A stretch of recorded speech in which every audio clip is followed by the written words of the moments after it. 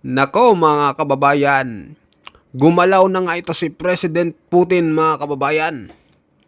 At dadamputin na nga itong ICC judge. 7 hukom ng judge ng ICC mga kababayan, wanted list na sa Russia. Nako, matindi itong ginawa ni President Putin mga kababayan. Ikaw ba naman mga kababayan, sentensyahan ka sa sarili mong bansa sa Russia? Akala nila mahina itong Russia, maliit lang na bansa. Akala nila mahinang bansa. Na alam naman natin, pangalawa ito o pangatlo sa pinakamalalakas na bansa sa buong mundo. Tapos ganito lang nila yung presidente ng Russia. Ngayon, yari kayo. Talagang nag-counter din itong Russia, lalo na itong si Putin, at wanted na nga itong mga judge ng ICC. Yung 7 judge ng ICC ay wanted na sa Russia. So pakinggan nyo ito mga kababayan, itong pahayag sa Agos Balita. So panoorin natin mamaya din yung pahayag din ng United Nations. Dahil iniimbestigahan din pala ng United Nations itong si ICC prosecutor Karim Khan. Nako mga kababayan, mukhang kinakarma na ang ICC mga kababayan. Mukhang pabagsak na. So panoorin natin muna itong pahayag ng Agos Balita dito patungkol sa ginawang aksyon ni President Putin at ng Russia government. Eto na. Ilang bansa ang umatras o tumututol sa kapangyarihan ng korte. Ang Russia ay hayagang kumilos laban sa mga opisyal ng ICC matapos maglabas ng warrant laban kay Vladimir Putin. May mga ulat din ng Britanya ay nagbabantang bawasan ang pondo nito sa ICC dahil sa ilang sensitibong kaso. Maging ang Venezuela ay nagpahayag ng pagnanais na kumalas matapos maimbestigahan. Ito ang balitang halos hindi binibigyan ng diin dito sa Pilipinas o sa lokal na diskurso, ngunit may napakalaking implikasyon sa pandaigdigang hustisya. Isang malinaw at matigas na hakbang ang ginawa ng Russia laban sa ICC matapos maglabas ng arrest warrant laban kay Russian President Vladimir Putin. Sa pinakahuling ulat mula sa iba't ibang international media outlets, hinatulan ng korte sa Moscow ang prosecutor ng International Criminal Court at 8 hukom nito ng mga sentensyang pagkakakulong in absentia na umaabot hanggang 15 taon. Ang hakbang na ito ng Russia ay hindi simpleng simbolikong galit. Isa itong direktang mensahe na hindi nito kinikilala ang jurisdiksyon ng International Criminal Court at hindi ito papayag na makialam ang isang dayuhang institusyon sa usaping itinuturing nitong panloob at saklaw ng soberanya ng Estado. Ayon sa mga ulat, isinama sa International Wanted List ng Russia ang mga opisyal ng korte, tanda ng tuluyang pagputol ng kooperasyon at paghamon sa autoridad ng International Criminal Court. Ayan, 7 po dito sa mga hukom ng ICC judges ay pinapa-aresto na ng Russian government, no? At wanted list na nga ito sa Russia. Baka pag pumunta ito ng Russia, kulong itong 7 na to mga kababayan. Yari kayo. Kinarma na kayo sa inyong pakikialam, no, sa mga iba't ibang bansa. Kala nyo makapangyarihan kayo Hindi nyo alam, makapangyarihan itong bansang Russia. Pangatlo sa mga pinakamalakas na bansa sa buong mundo. Ayan mga kababayan.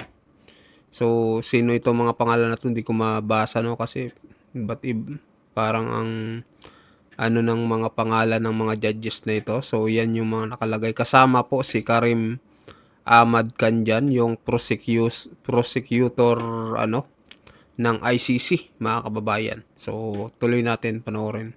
Dito malinaw na lumilitaw ang matagal ng kahinaan ng naturang korte.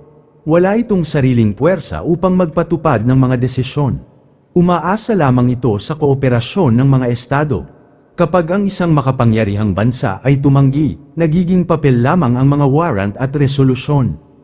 Ito ang parehong dahilan kung bakit ilang bansa ang umatras o nagbantang umatras sa suporta, kabilang ang Venezuela at maging ang ilang Western allies na nagbabantang magbawas ng pondo depende sa direksyon ng mga kaso.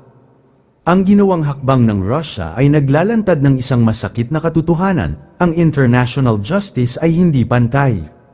Matapang ito laban sa mahihina ngunit nagiging maingat o tuluyang napipipi kapag ang kaharap ay makapangyarihan. Sa ganitong konteksto, lalong umiigting ang tanong kung ang International Criminal Court ba ay tunay na hukuman ng hustisya o isang institusyong gumagana lamang kapag pinahihintulutan ng politika. Sa gitna ng lahat ng ito, muling bumabalik ang usapin ng patuloy na pagkakadetine ni dating Pangulong Rodrigo Roa Duterte. Habang ang mga lider ng makapangyarihang bansa ay kayang suwayin at parusahan pa ang International Criminal Court, ang isang dating lider mula sa mas mahinang estado ay nananatiling nakakulong. Para sa marami, ito ang konkretong mukha ng tinatawag na selective justice. Ayon sa ilang commentators online, kabilang ang VOVPH, ang hatol ng Russia laban sa mga opisyal ng International Criminal Court ay patunay ng aktibong pagtatanggol ng isang soberanong estado sa sarili nitong jurisdiksyon. Sa Dare to Ask, umani ng reaksyon ang tanong kung ganito raw ba ang itsura ng tunay na soberanya. Para naman kay Dr. Lorraine Bedoy, malinaw na ipinakita ng Russia kung paano tinatrato ang mga dayuhang nakikialam sa usaping hindi naman saklaw ng kanilang kapangyarihan. May mga komentarista ring nagsabing taliwas ito sa nangyari sa Pilipinas, kung saan isang Pilipino ang isinuko sa isang dayuhang hukuman. Sampal din daw sa pagmumukha ni Marcos ang ginawa ni Putin, at sinasabing yan ang tunay na leader hindi duwag sa ICC, Tama. protektado ang mamamayan, at hindi taksil sa bayan at nasasakupan. Tama. Kabaliktaran ng isang Putin si Marcos Jr. Samantala, ang well-known influencer na si Mr. Real Talker ay nagbigay naman ng comment or reaction ukol sa issue. Panuurin ang full video para sa iba pang detalye na magsisimula naman pagkatapos ng maiksin intro.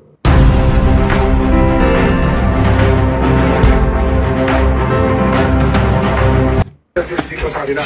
Binigay Kaya na. hindi na natin yan hindi na natin dapat yan bawiin kasi binigay na natin. Hindi na natin dapat yan bawiin kasi binigay na natin. Napakademonyo talaga Hindi na nila daw mga pwedeng lods, no?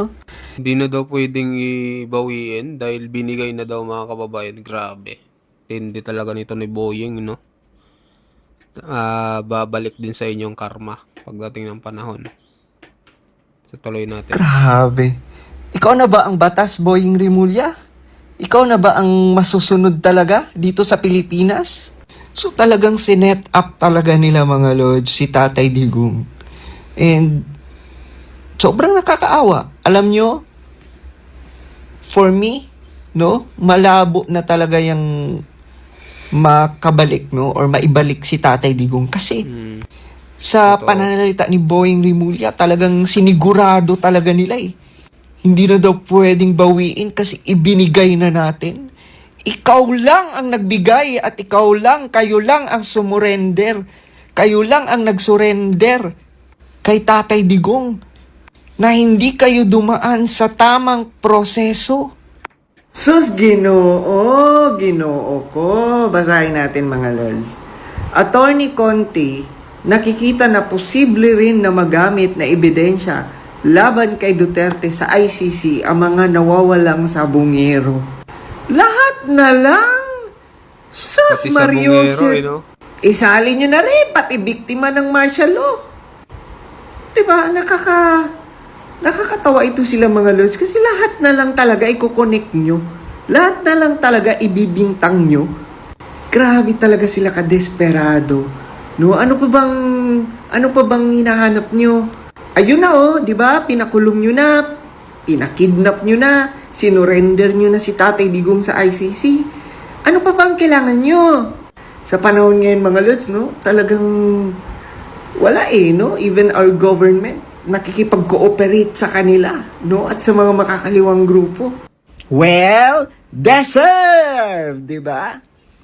May balita according sa GMA News. At ang sabi diyan, lalaki na nanaksak ng mag-ina sa Davao City napatay ng responding police. Oh, sa ganitong sitwasyon mga lords, saan ka kakampi? Sa pulis? Or doon sa namatay na lalaki na nananaksak?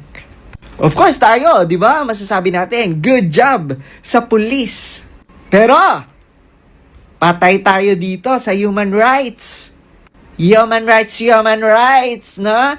Kasi, questionin nila yan. Bakit pinatay? Di ba? Questionin nila yan. Bakit pinatay yung lalaking nanaksak? O di ba? Bobo lang. No?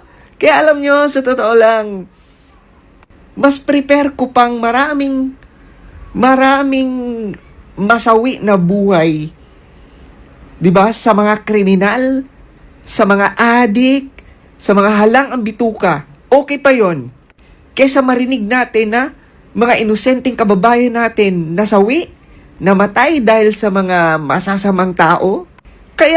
Kaya hindi nyo maaalis yung pagmamahal ng mga Pilipino sa mga Duterte at kay Tatay Digong. Kasi mas inuuna niya ang safety ng mga inosenteng kababayan natin at mga Pilipino, mga kababayan natin, para hindi magalaw ng mga adik, di ba? At mga kriminal. The epic online action Yun, game mga War Thunder kababayan. lets you dive into massive battles and experience the full power. So ayun mga kababayan, mag-comment ho kayo no kung ano masasabi nyo dito sa action ni President Putin at dito din sa pahayag ni Mr. Rel Toker mga kababayan, no? So grabe pala ito no, ICC prosecutor Karim Khan at iba pang judge ng ICC. Tinuluyan ni Putin, guilty, 15 years kulong. Nako, 15 years palang kulong mga kababayan. Nako, yari ito. Ganito umaksyon ang Russian government. Ganito katibay, no? Ganito kalakas ang Russia. Hindi papatinag kung kanino-kanino man mga kababayan. Dapat ganito yung presidente natin eh.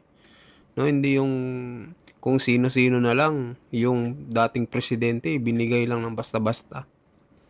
So, salute kay Russian President Vladimir Putin. Mabuhay ho kayo. So, yun mga kababayan, mag-comment po kayo sa ating video ngayon at sa mga bagong pasok dyan. Pa-subscribe po ng ating channel mga kababayan. Maraming salamat po sa inyong lahat.